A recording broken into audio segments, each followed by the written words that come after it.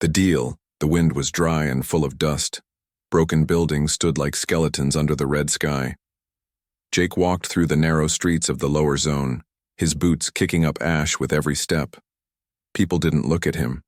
They were too busy surviving, too tired to care. He stopped outside a metal door marked with alien symbols. The guards looked at him with cold, glassy eyes. They were not human. Tall, with skin like stone and faces that didn't move when they spoke. "State your reason," one said. "I want to enter the arena," Jake said, his voice low but firm. The guard raised an eyebrow. "You are human." "I know. No human has survived more than one match. I don't need to survive. I just need to win." The guards looked at each other. Then, without a word, they stepped aside. The door opened with a hiss. Jake walked in. Inside, the air was cold. The lights were blue and flickered like dying stars. A thin alien waited at the end of the hallway, dressed in a long red robe. This was Karnath, the arena master. His smile was sharp, and his voice was smooth like oil.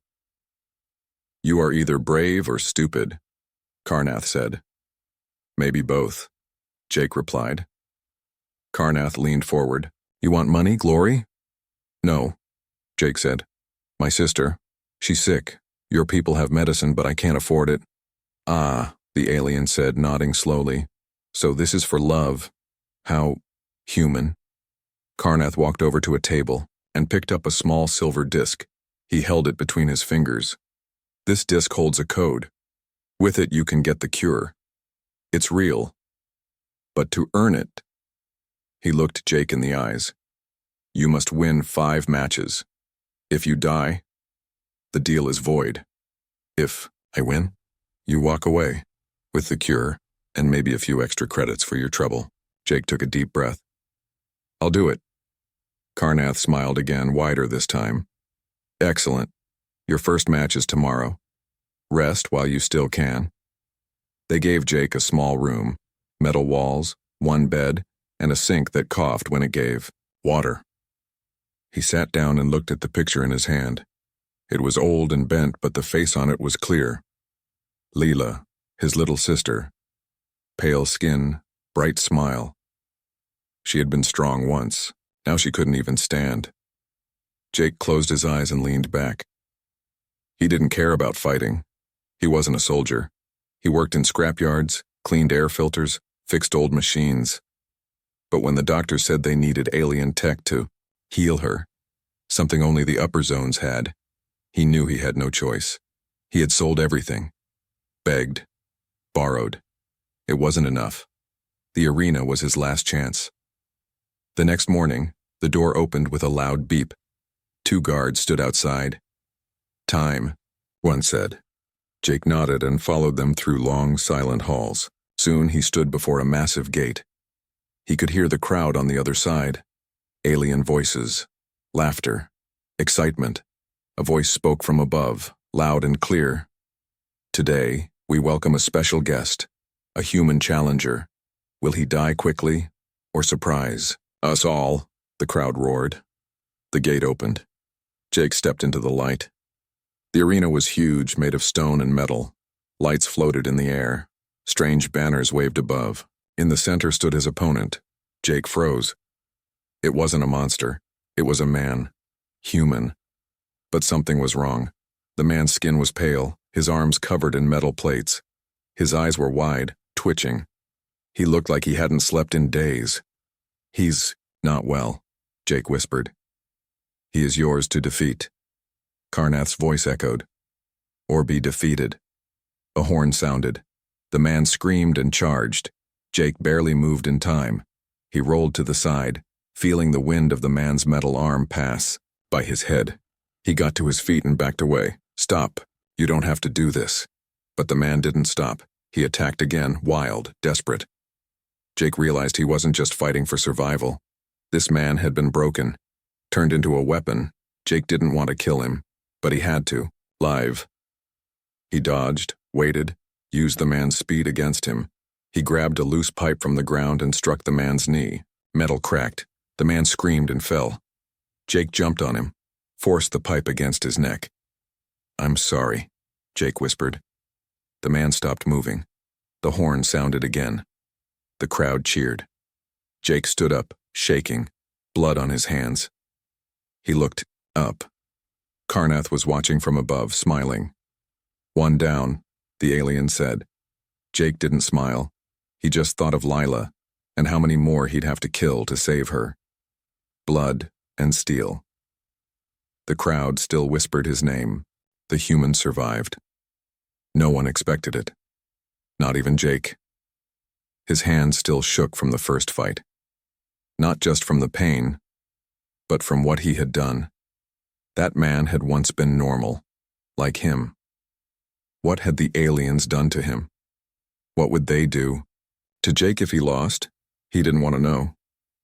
His second match was in 24 hours. He didn't sleep that night.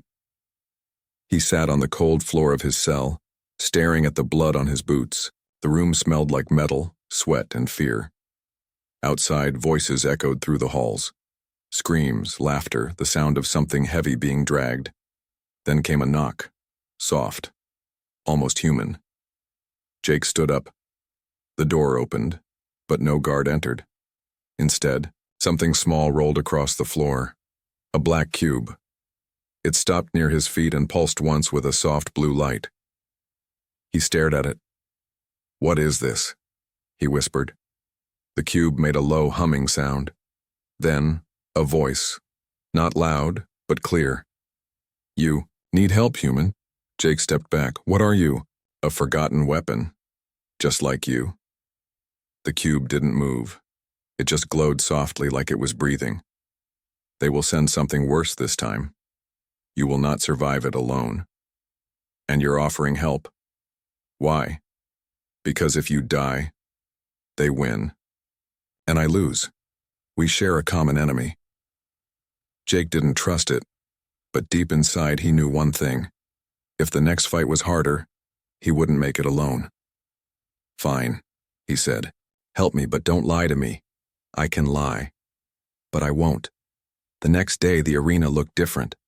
No sky above, just shadows, no fire, no smoke, just silence. He walked into the center and felt something strange. Cold air. Heavy silence. It felt wrong.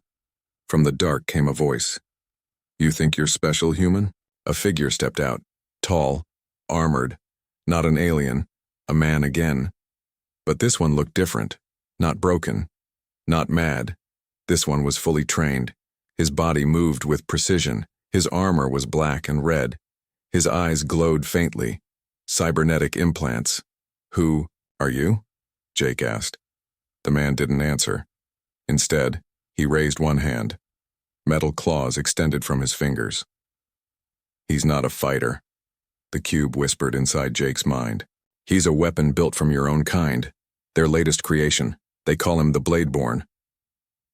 A horn sounded. The match began. The man moved like lightning. Jake barely saw the first strike. A sharp sting ran across his shoulder. Blood spilled. He spun, ducked, and rolled back. He was fast, but not fast enough. "He's reading your movements. He has a neural scan system," the cube said. "You need to break his rhythm."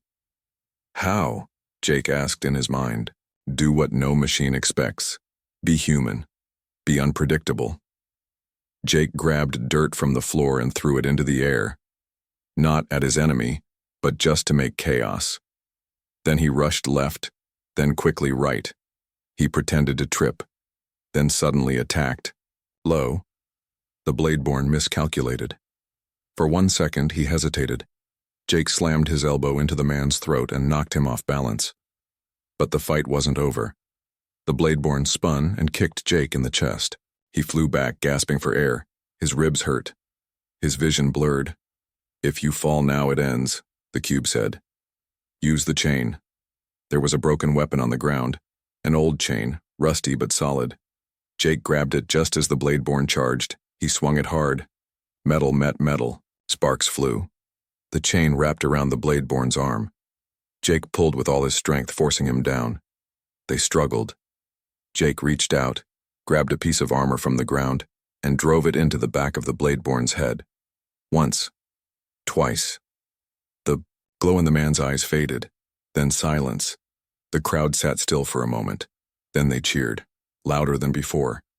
Jake fell to his knees. Blood ran down his side. His heart thundered in his chest. The cube rolled up beside him, silent. He looked at the body of the Bladeborn. Even in death, the man looked calm. Controlled. Not human anymore. "What are they doing to us?" Jake asked quietly. The cube didn't answer for a moment. "What they always do," it finally said. "They take the strong and make them monsters. They take the weak and make them suffer." "And you? What are you?" "I was once part of their system. Now I'm free. And so are you. If you live." Guards came. They lifted Jake and carried him back to his cell. He didn't argue. He blacked out before they shut the door.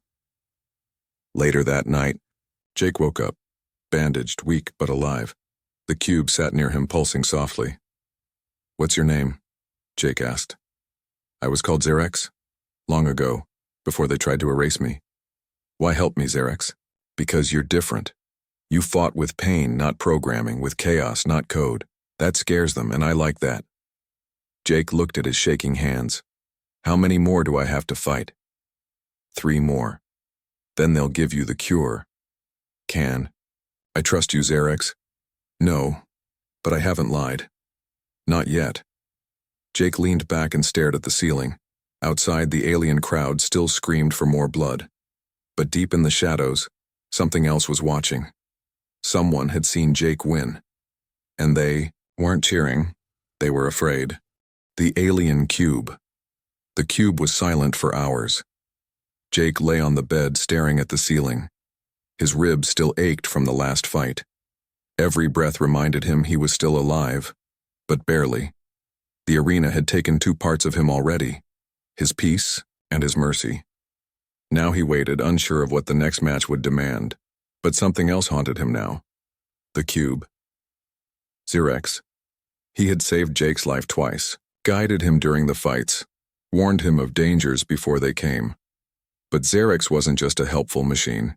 He knew too much, felt too much. "You awake?" Jake asked, his voice low. The cube glowed once, then again. Soft blue light filled the cell. "Always," Xerex replied. "You said you were part of their system," Jake said. "What does that mean?" "I was created by them, trained to think like them. Made to observe and adapt." "Observe what?" "Humans." Jake sat up slowly. "Why?" The cube paused. "To study your limits, your pain, your emotions. I was sent to listen, to learn, and then erase." "Erase?" "Your resistance, your hope, your identity." Jake's jaw tightened. "And what changed?" "One of you spoke to me. Not with words, but with silence. She sat in a cell for days and never cried, never begged. Just waited. Her heartbeat slow and calm. I couldn't understand it. I needed to. Her name? I don't know. They deleted her from the files, but she was the first human who looked at me and didn't fear me." A long silence filled the room. "You felt something? Curiosity, confusion, regret, maybe even guilt. They called it a system error. They tried to reset me. But I remembered her, and so I broke free." Jake stared at the cube. "You're not just a machine. Neither are you just a body. We both carry ghosts." That night, Jake dreamed of fire. Metal, towers falling, people running. Not from aliens, but from something worse. Something that spoke like a machine but moved like a god. He woke up sweating. Xerex glowed softly in the dark. "Bad dream? Was that real? Your brain is starting to remember things it never lived.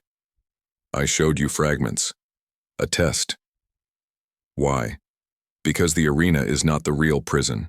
This whole system, this empire, they're hiding something. And I need your help to unlock it." The next day, the 3rd fight was announced. But this time there were no guards, no loud announcements, no crowd. Jake was taken through a different tunnel, one he hadn't seen before. It smelled like rust and old smoke. Lights flickered, no color, just gray. "Where are we going?" he asked. No one answered. The gate opened, and Jake stepped into a place that didn't look like an arena at all. It was an old lab, broken glass, machines with vines growing through them, shattered screens. In the middle of the room, a single pod stood upright, metal, cold, humming. Inside it, a shape moved. A figure, breathing. "Xerex," Jake whispered. "What is this place?" "One of their oldest testing zones. Abandoned after project. Failure." "What kind of project?" "Me." The pod opened, steam hissed, and a creature stepped out. It looked human, but taller, thinner, and glowing faintly. Silver veins pulsed beneath its skin, eyes fully white. It looked at Jake and smiled.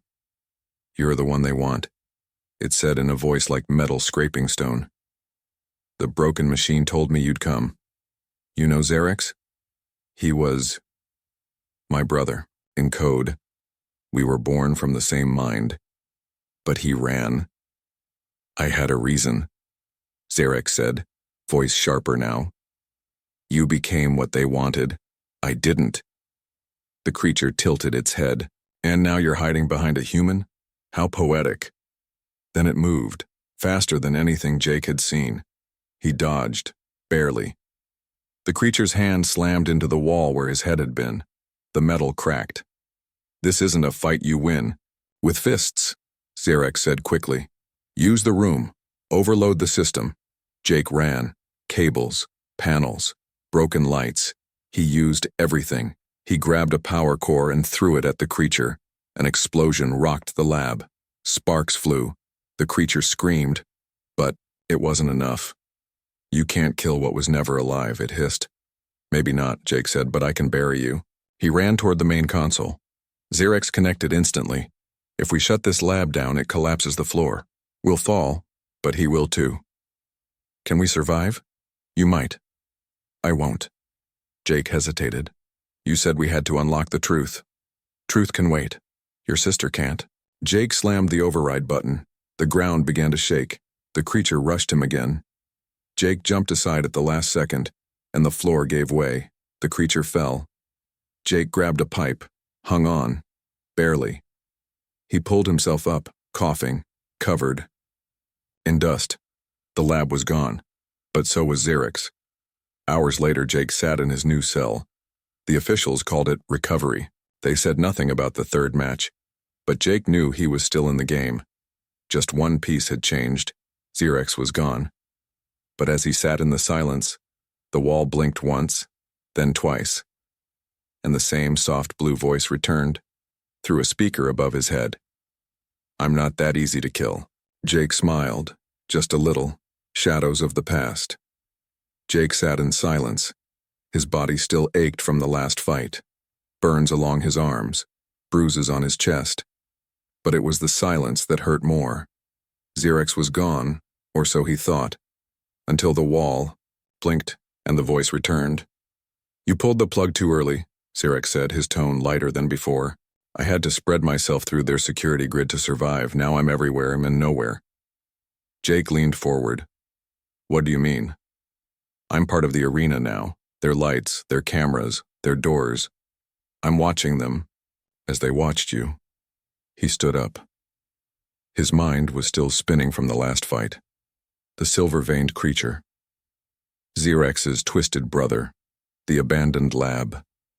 The way the walls seemed to recognize Jake before the fight even began.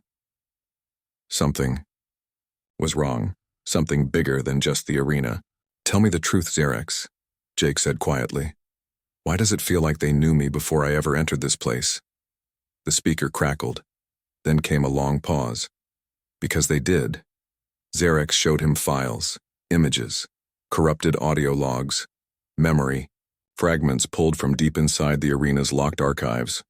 Information Jake was never supposed to see. Names, faces, experiments, and then his own photo, a file marked Subject 12. "What the hell is this?" Jake asked, his voice trembling. "You weren't just some poor mechanic who joined to save his sister," Zarek said. "You were born inside their program. You and Lila both." Jake stared at the screen. No sound. No breath. Just a scream inside, his chest that wouldn't come out. The story unfolded like a nightmare. 15 years ago, a classified alien-human research program was started. Its purpose: test human adaptability to alien biotech. Children were taken. Some orphaned, some bought, some stolen. Those children were kept in secret labs across the colonies. They were injected with alien code, exposed to neural frequencies, wired into machines. Most died. Some changed. "You were part of the Mirror Cell Project," Xerex explained. "Twins, pairs, siblings. The theory was that emotional bonds made the subjects stronger, more stable, more human." Jake sank to the floor. "My parents died in a fire," he said softly. "That's what the record said." "They did, but the fire wasn't an accident." He covered his face with his hands. Everything he believed, his past, his memories, were built on lies, and worst of all, Lila, he whispered. Is she sick because of them?" "She's not sick, Jake," Xerex said. "She's waking up." The door slammed open. Guards rushed in, shouting something, in their alien tongue. Jake didn't resist. He had no strength left. Not in his arms, not in his heart. They dragged him down the hall into the black corridors beneath the arena. Deeper than before. Colder. No lights this time. Only metal and whispers. The new room was different. Not a cell. Not a fight ring. It was a chamber. Inside were screens, dozens of them, each showing faces of the fighters. Each connected to a memory core, and at the center, a pod. His sister, Lila. Her body floated inside, connected by thin silver wires. Her eyes were closed. Her skin glowed faintly with the same pattern he saw in the silver-veined creature from before. His breath caught in his throat. "What are they doing to her?" he shouted. A voice answered. But it wasn't Xerex. It was Karnath, the arena master. The red-robed alien stepped forward from the shadows, hands behind his back. "You surprised us, Jake," he said. "We thought the programming didn't take. But look at you now, stronger with every fight, just like she was and before she became unstable. You did this to her. We unlocked her, Jake. She was always more than human. Just like you, don't you feel it? The instincts, the speed, the rage. Where do you think it came from?" "You used us like test animals," Jake growled. "Not animals," Karnath smiled. "Weapons." Jake charged him. The guard stepped forward, but Karnath raised a hand. "Let him try." Jake threw a punch, but something strange happened. His arm moved faster than before. His vision sharpened. He heard the blood flow in Karnath's veins. Karnath smiled. Again. "See, it's waking up inside you too." Jake stopped himself just inches away from Karnath's throat. He backed away, shaking. "What is happening to me?" Xerex's voice returned in his ear. "They built you for war, Jake. But they forgot something." "What? You still have a soul?" Jake turned toward Lila's pod. "Can you get her out?" "Yes, but you'll need to finish the arena. It's the only way to reach the main tower, where her cure, your records, and the off-switch for all of this is kept." "Off-switch? If you reach it, you can shut the arena down forever." He looked back at Karnath. The alien simply watched him with cold curiosity. "You want me to finish your game?" "You already agreed," Karnath said. "Remember? 5 fights, 5 wins. This is how you get your prize. And if I win, you walk free, with your sister, and maybe a piece of yourself still human." Jake returned to his cell with one thought in his mind. They built him to be a weapon, but he would use that against them, not to destroy, but to free. Not just himself, but every other soul still trapped in this nightmare. As he lay down to rest, Sarek spoke again. "There's one more thing. What now?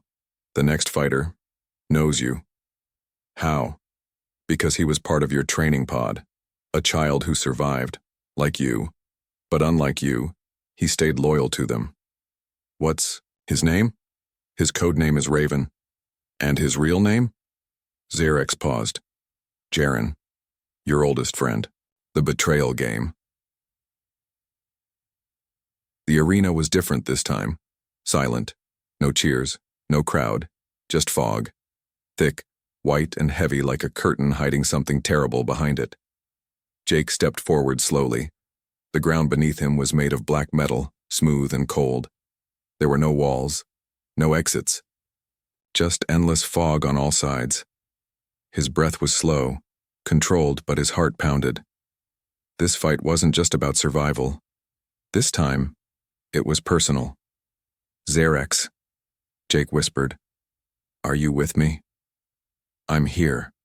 You said his name. Is Jaren? He was with me. In the program? Yes. You shared a training unit in Cell 47. He was faster than you, stronger, smarter even. But he lacked one thing. What? Mercy. Jake clenched his fists. A sound echoed across the arena. Footsteps. Slow, steady, calm. Then a voice. Smooth. Confident. I always knew it would be you. A figure appeared from the fog. Tall, armored in black and violet. Eyes glowing white. No pupils. His face was sharp, familiar, but empty. Hello, Jake. Jaren. For a moment, Jake didn't move. His memories came rushing back. 2 boys sitting behind a glass wall drawing maps in the dust. Sneaking extra food. Laughing at guards when they weren't watching. They were like brothers once, before the experiments. Before the pain. You remember me? Jaren said. Good. Makes this easier. Why are you working with them? Jake asked. They destroyed us. Turned us into experiments. They made us powerful, Jaren replied. I accepted what I am. You're still pretending to be human. Jake stepped forward. I'm not pretending, I am human. Then you'll lose. A horn sounded. Jaren moved like lightning. His first strike almost broke Jake's arm. A second blow knocked him back, but Jake rolled, regained balance, countered with a kick. Metal slammed against metal. Jaren's armor reacted, shifted and reshaped. Alien tech bonded with his skin. He didn't even bleed when hit. He's enhanced, Xerex warned. His body is fused with morphic alloy. He can adapt to any attack style. We need a new approach. How do I beat him? You don't. You unmake him. Jake knew what that meant. He had to reach Jaren's mind, not just his body. You remember the North Tunnel? Jake shouted during the fight. Jaren paused, just for a second. The drawings in the dust? Jake pressed. You used to draw stars. Said you wanted to see them, not fight under them. Jaren's fist tightened. His next attack was faster. Angrier. Shut up, he shouted. Jake dodged. You used to cry when they hurt Lila, Jake yelled. You hit it, but I saw you. A scream, raw and violent, came from Jaren's throat. He tackled Jake to the ground and punched him again and again. Blood spilled, bones cracked, but Jake didn't fight back. He whispered, I still remember you. Jaren froze. His fist trembled, and for 1 second, just one, his white eyes dimmed. They told me you were dead, Jaren whispered. They said your pod failed, that you were weak. They lied to both of us, Jake said through the blood in his mouth. Jaren stood up slowly, breathing hard. His hands dropped to his sides. What are we, Jake? He asked. Are we weapons? Are we people? We choose, Jake replied. We always choose. Jaren looked down at his hands. They were shaking. Suddenly a blast echoed from above. A loudspeaker crackled. Karnath's voice filled the air, cold and sharp. Unacceptable. A second later, a drone dropped from the sky and fired. The bolt hit Jaren in the back. He cried out and collapsed. Jake rushed to him, grabbing his shoulders. No. Stay with me. The fog vanished. Walls rose around them. The arena turned real again. Cameras turned on. The crowd returned, roaring with bloodlust. This match has no victor, Karnath announced. The crowd demands death, and so, we give them one. A new gate opened. A giant, beast-like fighter stepped out, 6 arms, 3 jaws covered in armor and chains. Jake looked at Jaren, still breathing but broken. He stood, not for himself this time, but for his friend. "You wanted death?" Jake shouted. "Then come take it." He ran at the beast. The crowd screamed. The fight was brutal. Jake was thrown, bitten, slammed against steel. But he refused to fall. Xerxes guided him, shouting weak points. Jake used the chains on the beast's body to climb it, like a spider on a mountain. With a final scream, he drove a spike through the beast's eye. It collapsed. Silence followed. Then, chaos. The crowd cheered. But Jake didn't care. He dropped to his knees beside Jaren, the boy who once drew stars, the weapon who remembered how to feel. "We're not their tools," Jake whispered. "Not anymore." Jaren looked at him, smiled, and then closed his eyes. That night Jake was alone again, bruised, bloody, but no longer confused. He knew who he was. He knew what he had to do. In his cell, Xerxes spoke. "You're making them nervous. They're rushing the schedule. They want to end this soon. How many fights left? 1, the final match. What's waiting for me?" Xerxes paused, then said, "Not a creature, not a soldier. Something worse." "What?" "Your sister." Jake's blood turned cold. "They've turned her into the arena's final challenge, a living weapon, fully awakened." Jake closed his eyes. The next fight wasn't about glory or freedom. It was about saving the only family he had left, sister or survival. The arena was quiet, not silent, just waiting, like it knew something terrible was about to happen. Jake stood alone in the center. No crowd, no announcer, no music. Just one spotlight on him, casting a long, thin shadow.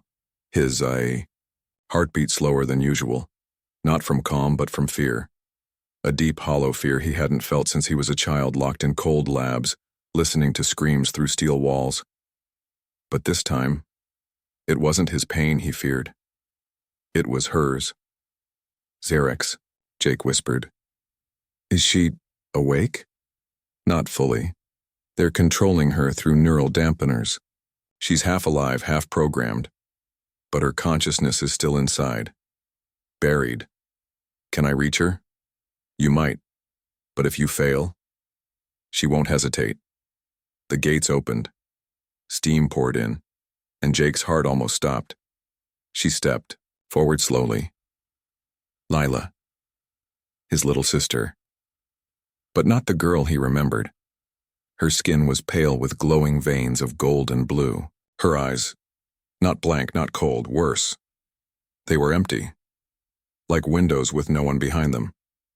She wore a thin combat suit, part alien armor, part organic plating. Her hands were curled into fists, the same fists he once held to calm her during nightmares. A voice echoed from the speakers. "Karnath. Cold, calm, cruel. This is the final challenge. The prize, freedom, and the cure. All you must do is win." Jake didn't move. He looked at Lila. "Can you hear me?" he said gently. No response. "It's me. It's Jake." Her head twitched slightly. Then she spoke. But the voice wasn't hers. Target confirmed. Beginning elimination. She rushed him, fast, almost invisible. Jake barely ducked as her hand slashed the air like a blade. Energy rippled behind her movement. He rolled, backed up. "Xerxes, talk to me." Her body is fully enhanced, stronger than the Bladeborn, faster than the creature. Her mind is firewalled. I can't reach her remotely. Then how do I stop this? You don't fight her, you fight what's inside her, the command core, the memory bond. The only key is you. Layla moved again. This time she struck his shoulder, hard. Jake flew backward, hit the wall, coughed blood. Pain screamed through his bones. He looked up, and she was already there, a hand on his throat, the other charging with energy. Her eyes glowed, brighter. "Lila, listen to me." Nothing. You remember the music box? The one Mom gave us? You broke it and cried for days. Her hand hesitated. A flicker of light in her eyes. You tied your shoes wrong for 3 years because you thought it made you faster. A twitch.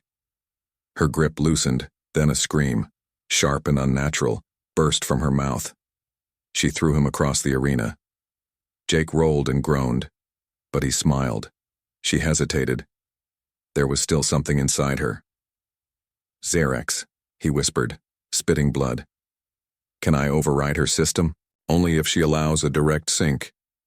But she won't do it unless she recognizes you emotionally, not just words, memory. So I have to break through with something real. Yes, you have seconds. After that, the control systems will fully take over. She'll become permanent. Jake stood again. Barely. He looked at her, his sister, who now floated above the arena like some cold, divine weapon. You're not a machine, he said. You're not their toy. He stepped forward, arms open. You're my little sister. You had a stuffed bear named Wren. You hated thunder. You danced when no one was looking. She charged at him again. This time he didn't dodge. He hugged her, tight, arms around her waist, eyes shut. You are not a weapon. She screamed and thrashed, her hands burned his back, but he didn't let go. Inside her mind, Xerex slipped through a crack. She's listening. I'm in. But I can't pull her back alone. You have to go in. How? Neural link. Fast. Dangerous. You could die. Do it. A surge hit Jake's skull like a lightning bolt. Everything went dark. Inside the mind, Jake stood in a white hallway. Quiet. Endless. At the far end was a girl in a white dress, sitting, alone, playing with a broken music box. Lila, he whispered. She looked up, eyes wide. This time, hers. Jake, she said, small and afraid. He ran to her, dropped to his knees, grabbed her hands. I'm here. I never left. You're in the arena. They've used you, hurt you, but I'm here to bring you home. They showed me horrible things. She whispered. They made me forget you, made me believe you were dead. You're stronger than they think, he said, but you have to come back with me. Now. I don't know how. Take my hand. And remember. Reality cracked like glass. The arena trembled. A beam of golden light burst from Lila's chest. She screamed and collapsed. Jake caught her before she hit the floor. Her eyes fluttered. She looked up, and for the first time since this began, she smiled. You did it, she whispered. He laughed, half crying. No, we did. Alarms blared. Doors locked. Karnath's voice returned, this time filled with anger. You broke protocol. You violated the rules. There is no cure now. There is only death. But Jake stood tall, bloodied, broken, and stronger than ever. He looked, at the walls around him, then up at the hidden cameras. You wanted a final fight? He shouted. Fine, let's finish it. The dark secret. The lights in the arena turned red, not the usual crimson glow of combat. This was different. Emergency red panels buzzed. Alarms screamed. Walls trembled as hidden systems rebooted. But Jake didn't flinch. He stood in the center of the shattered arena, holding Lila in his arms. Her breathing was slow but steady. The golden glow in her veins had faded. For now, she was stable. For now, she was his sister again. Xerex, Jake said calmly. What's happening? You triggered a chain reaction, the AI replied. When you broke her control link, it sent a shockwave through the system. They're panicking. Good. But that's not all. Karnath has activated something deeper, something buried beneath the arena. What is it? A long silence. Then, Xerex's voice returned, different, heavier. The reason this arena exists at all. The ground shook. A massive section of the floor opened like a mouth. Dust poured out as a platform rose from the depths. It wasn't made of stone or metal, but glass-like material. full of pulsating veins and glowing language symbols. At its center stood Karnath, no longer calm, no longer collected. He wore ceremonial armor now, black and gold with a living cape that moved like it was breathing. And behind him, a giant machine, half organic, half artificial. A throne. But it wasn't empty. It watched them, not with eyes, but with presence. Jake stepped forward, shielding Lila behind him. "So this was your plan?" he shouted. "Turn me into a killer, turn her into a weapon and bow to your machine?" Karnath smiled, but it was thin, tired. "You think this was about you?" he said. "This was never about humans winning or losing. This was about preparing for what comes next." "What does that mean?" Xerxes interrupted. "He's telling the truth. I've seen parts of it in the hidden archives. The arena wasn't built to entertain. It was built to test." "Test? What? Human evolution?" Karnath stepped closer. "We found your species broken, scattered, desperate, but full of something our own kind lost long ago. Rage, love, pain, fire, the potential for something greater." He pointed to Jake. "You proved it. You changed with every fight, adapted, even bonded with a forbidden AI. And now, look at you, still standing, still human, but no longer normal." He turned toward the throne. "This is the judge," he said. "An ancient AI created to decide which species deserves to rise, and which must fall. It watched every match, every death, every choice. Why? Because your kind isn't the only one fighting for survival." The throne's voice echoed low and deep, vibrating through bone. "Human unit Jake. Completed trial path alpha. Total survival score, 99%. Emotional fidelity, 91%. Override decision, pending." Jake clenched his fists. "So what now? You make me your champion? Send me out to fight other species like some interstellar gladiator?" "No," Karnath said. "We ask you to choose." "Choose what?" Xerxes spoke again. "There's a failsafe inside the judge, a pulse that can spread across the galaxy's networks. It will trigger an evolution protocols or a purge." "Of what?"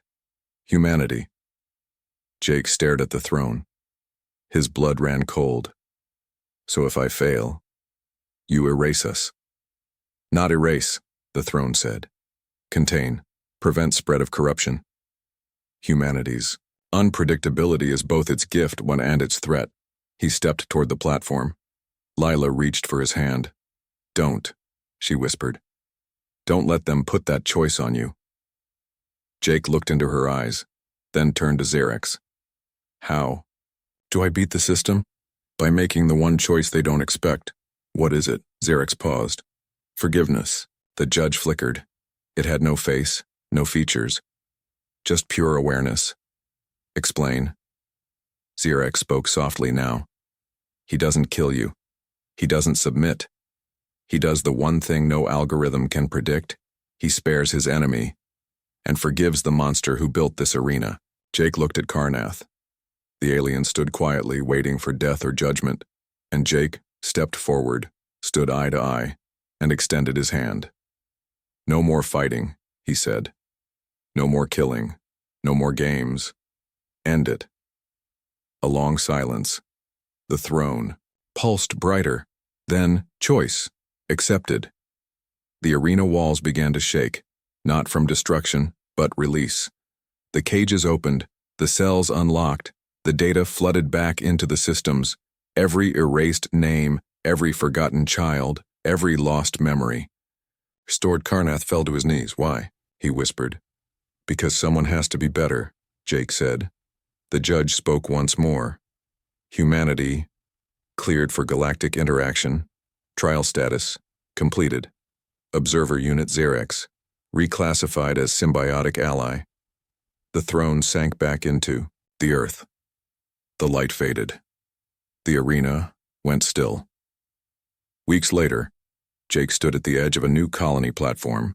Green fields stretched in the distance. Children laughed. Humans and aliens worked together, rebuilding. The arena was gone, its ashes scattered into space. He held a tablet in one hand, A message from Xerex. I'm not gone. Just everywhere. I've connected to every free node in this sector. No more cages, no more control, just stories. And freedom. Lila walked up beside him holding a real flower. We're free now, she said softly. Jake nodded. But freedom is just the start. What comes next? He looked to the stars. We make sure no one ever has to go through what we did. We protect. We remember. We rise. She smiled. Like you always said, they spoke together. Humanity fights hardest when it has something to protect.